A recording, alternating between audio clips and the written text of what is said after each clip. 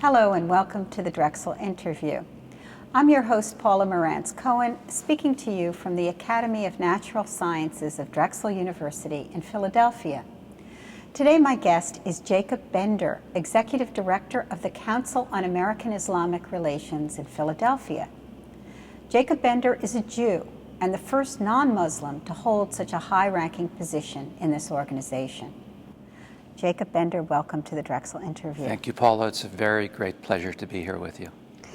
Well, your role as a peacemaker and a bridge builder between peoples is quite unusual and controversial in many respects. And I'd like to get at the root of what you do by asking you a little bit about your upbringing and where you came from, what your parents were like, and how the values that you have were inculcated in you. I wonder if you could tell us a little about that. Sure, I'd be glad to.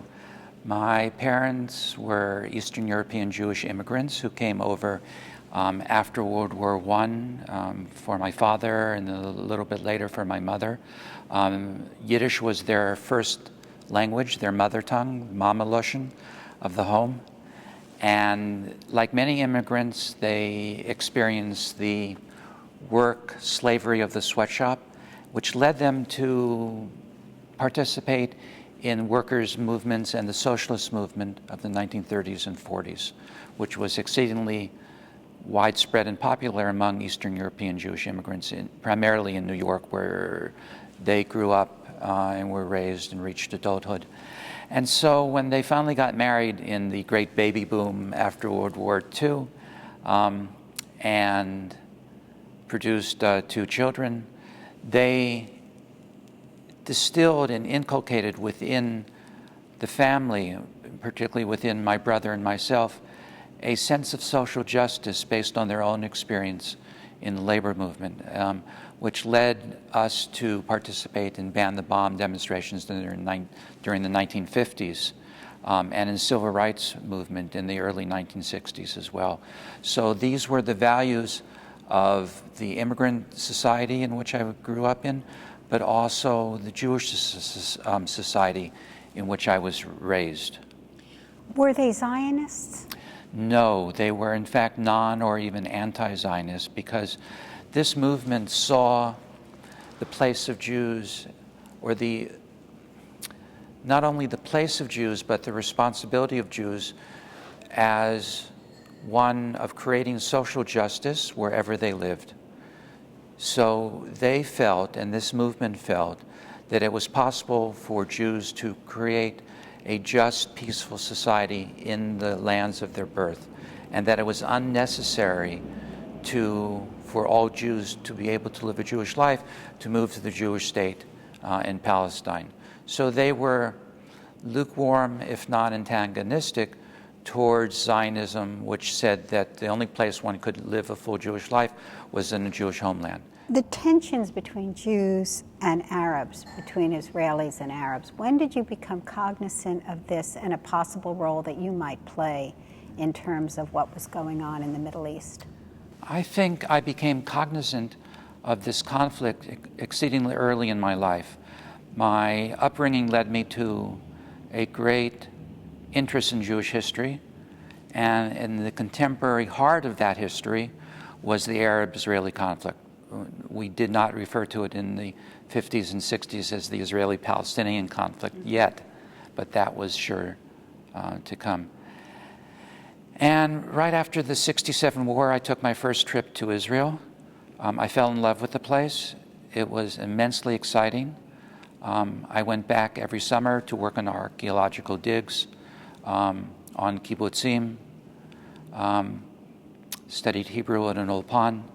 And after the Yom Kippur War of October 1973, I actually moved to Israel after finishing my BA at UCLA, to take a job at an amazing institution called Yad Vashem, which is the National Holocaust Museum in Jerusalem. And I stayed 4 years living in Israel before I returned to America to undertake a graduate program in film at NYU in New York, which has been my home ever since.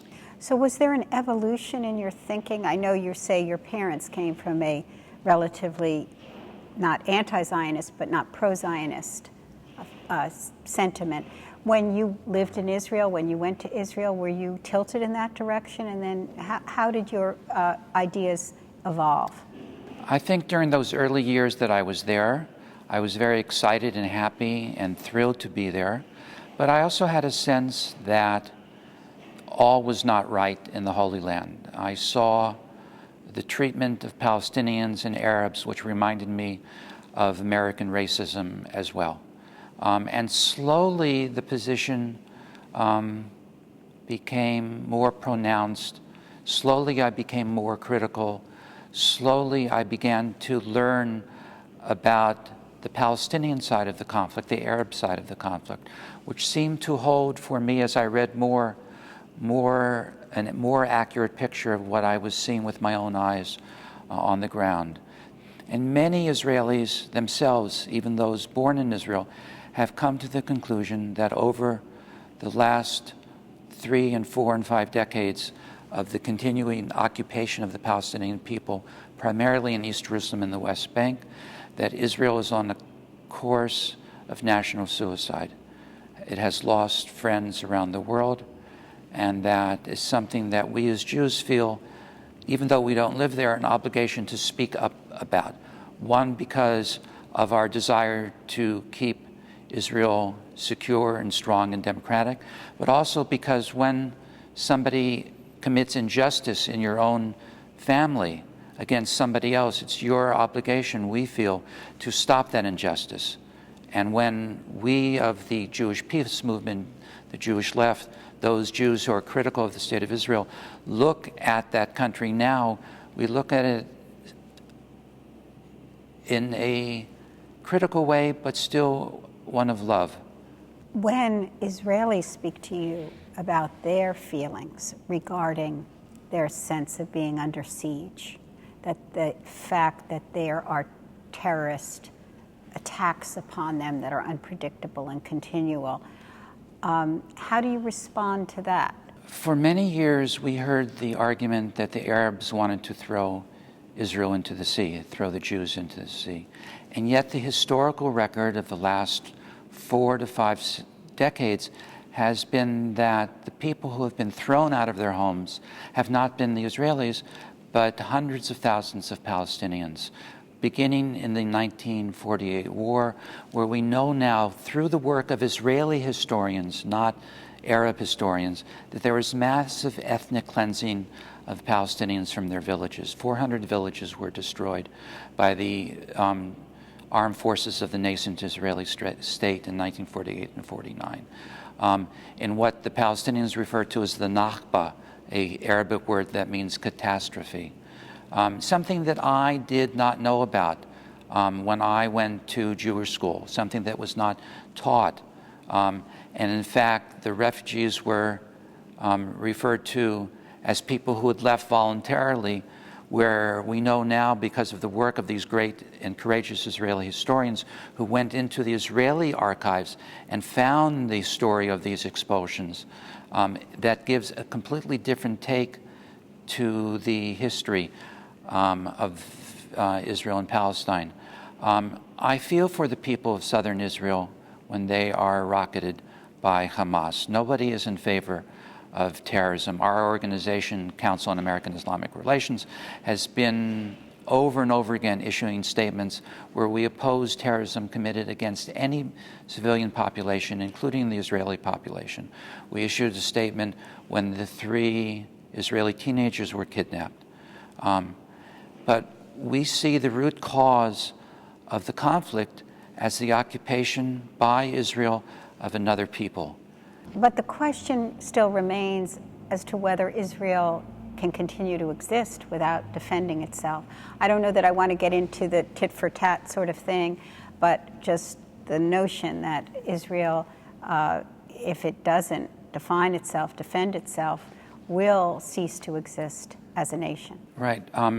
None of us who are critical of Israel are naive to the point of trying for Israel to commit national suicide. But the long-term solution, the long-term security of the State of Israel resides in its ability to convince the Arab population that it in fact favors an end to its occupation and peace. What most American Jews and most American citizens do not know is that in 2002 and again in 2007, every Arab country in the world, every Muslim country in the world offered Israel full peace in exchange for a return to the 67 borders. Full peace with tourism, economic and cultural exchange. Not only did Israel not accept that offer, it never even responded to that offer, never even explored that offer, primarily because it has yet to decide what it wants to do with the settlements, because there's a civil war in Israel between those who believe that God granted them the land, and they not 1 inch, as the Likud platform says, should be returned to non-Jews, and those Jews who see that its long-term survival, and in fact its short-term survival, in fact resides in its ability to reach an accommodation.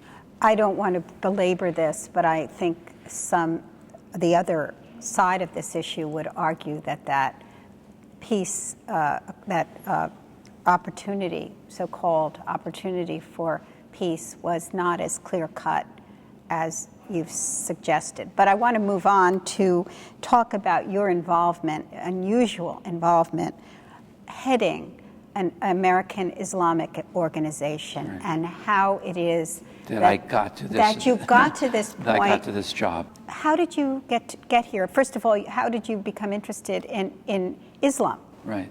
So back at UCLA, I was a major in Jewish history.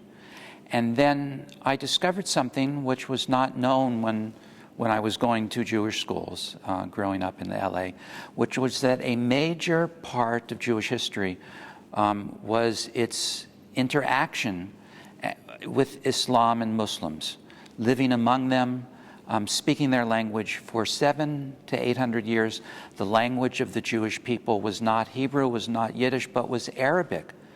And that in the 10th and 11th and 12th centuries, 95% of all Jews in the world lived in Muslim-majority countries. And that it was during this time that they developed their own golden age of intellectual and religious and philosophical achievements, primarily because they borrowed Arab culture and transmuted it into Hebrew culture as well. And so the greatest period of biblical poetry, of Hebrew poetry since the Bible, was the Jewish poets of Spain who wrote in both Arabic and Hebrew. And it was great because it copied, it borrowed, it cribbed, if you will, the poetic forms of Arabic culture. And learning about this led me to a lifelong fascination with Islam and with Muslim society, and I began to travel a lot in the Muslim world and to learn about it and to read about it. And then one morning in September 2001, my wife and I were walking in Central Park, and a plane flew over our heads, very low over the trees. We saw its wings going like this on its way down to incinerate itself in the World Trade Towers. And that after the war, after the attack, many people in the West, including some high-placed intellectuals and government officials, began to talk about something that they refer to as the clash of civilizations between the West and the Muslim world, as if you could separate those two into two distinct categories. And they began to say that there was, in fact, an eternal and unsolvable conflict between the United States and the Muslim world, and that these people were our enemies and they had to be destroyed. And my own response to that propagation of this idea was to undertake a film called Out of Cordoba, documentary film, which explored this long, productive relationship between Jews and Muslims in Spain and around the Mediterranean world for many decades and many centuries.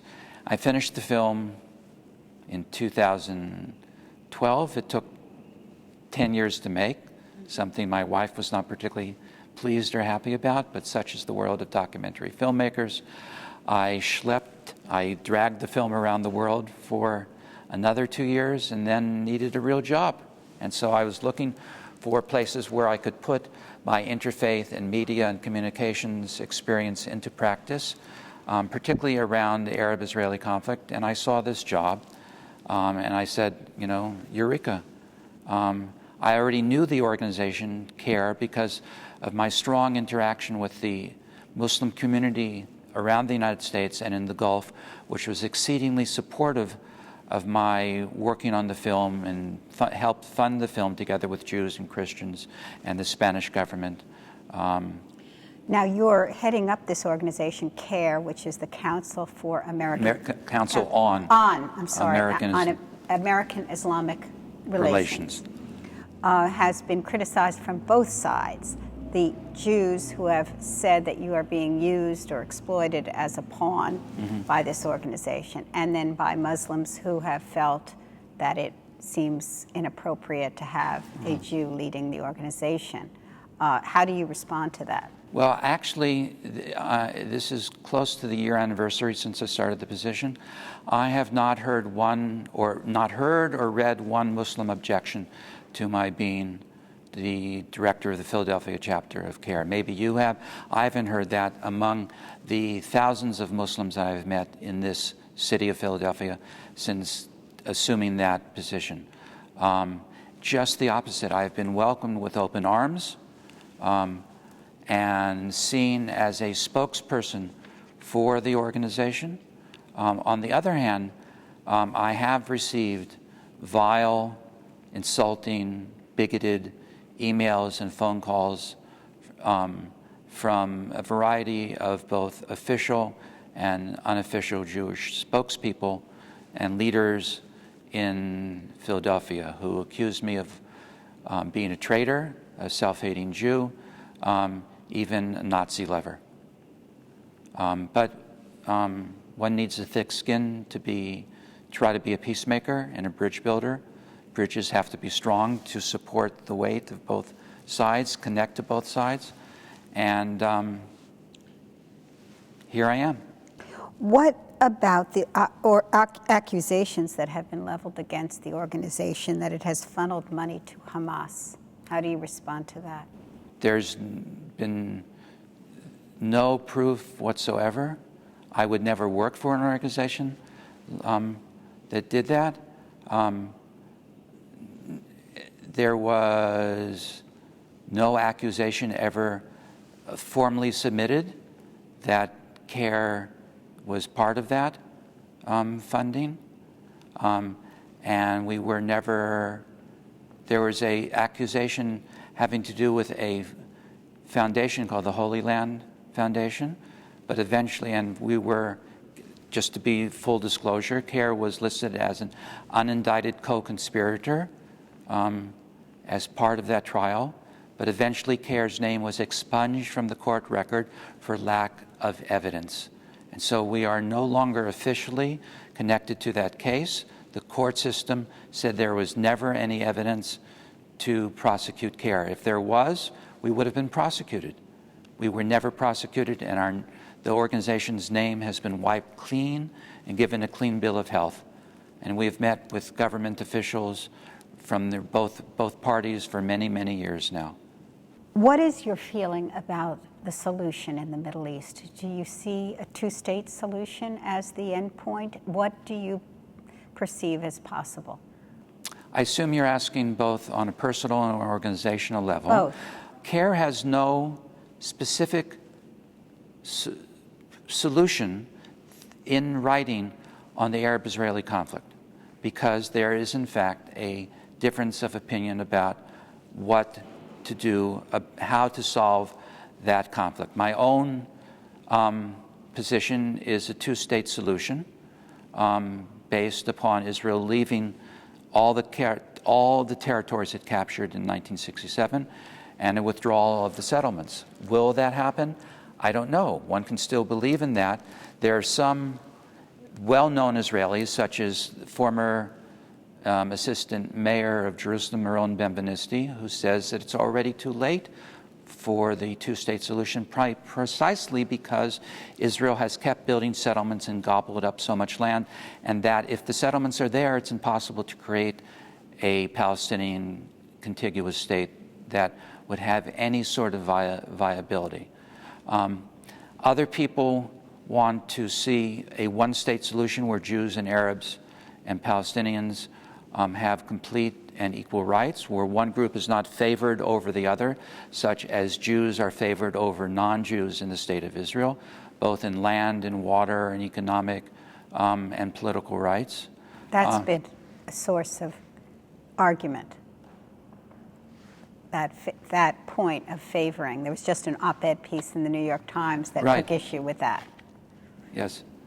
Tell me something. I'm going to move to a larger perspective here. Why do you think it is that religion, meant to promote harmony and love between and among peoples, has been a source of so much conflict and hate in the world? Well, in fact, I would disagree with your final statement.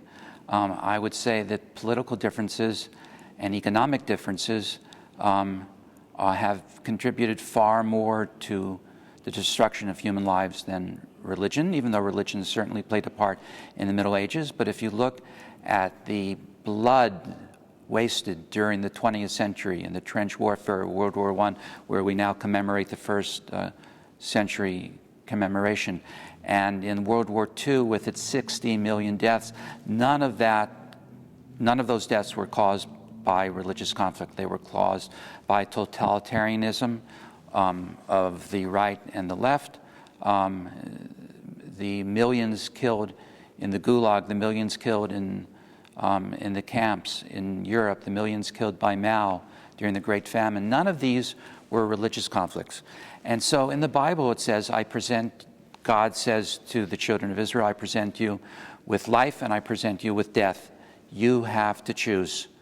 And so we look at the text and we say, what are we going to choose? Do we choose the verses that talk about harmony, or do we choose the verses that talk about death? CARE is on the record over and over again for the last 2 months in roundly condemning ISIS and its beheadings and its killing of Muslims and its destroying of churches, precisely because CARE believes that those actions are in violation of the pluralism and tolerance and humanism enshrined in the Quran. And that's why we see that group as an anti-Islamic group, not a group that follows in the tradition of the Prophet of Islam. So I think in a way you've answered my first part of my last question, which is, what do you think is the greatest misconception that people hold about Islam? There are so many, it's almost hard to enumerate. One, that it's a religion of violence, which if you look at, again, the 20th century, the violence committed by Muslims pales in comparison to the violence committed by Christians on the European continent. That Islam is incompatible with democracy. In fact, the whole notion of shura, of consultation, springs from Islam. And then the second question I was going to ask you is what you think the greatest misconception about Judaism is.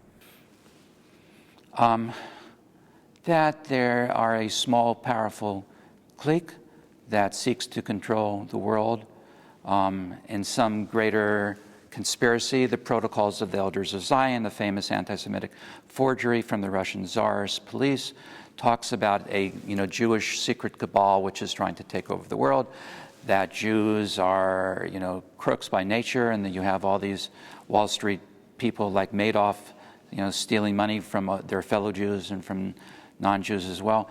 And so every group in the United States who has come through this country and has risen has faced prejudice. The same canards that are now thrown in the face of Muslims, that they are not compatible with America, were thrown in the face of Catholics 100 years ago. That Catholicism was incompatible with American democracy, that they owed their allegiance to a foreign power, that they could never meld in and accept democratic norms. And we see that this was part of American prejudice, and that's overcome after so many years of Catholics being in this country. And we hope and expect that as Muslims, fellow citizens, will see the Muslim community, which is 8 million and growing rapidly, as a viable part of civil discourse in this country, of people who want nothing more than a better life for their children and sending them to college. And though they may be veiled, take their kids to soccer games. And if my people put on yarmulkes and walk around the city, that Muslims should be able to have the same expression, and that if Tim Tebow can get excited after a touchdown and kneel down, so can a Muslim in America. That's what makes this country great, is the freedom of religion, of civil rights, and I would add baseball, being more of a baseball fan than football. But nonetheless, this is why we need to protect the Bill of Rights, and this is why CARE exists, to secure the rights of American Muslims who have faced all this prejudice that you have talked about. Well, I want to thank you for being with us today. Thank you very much. Jacob Bender. My pleasure. Shalom and salam alaikum. Thank you. And I want to thank you for joining us today at the Drexel Interview.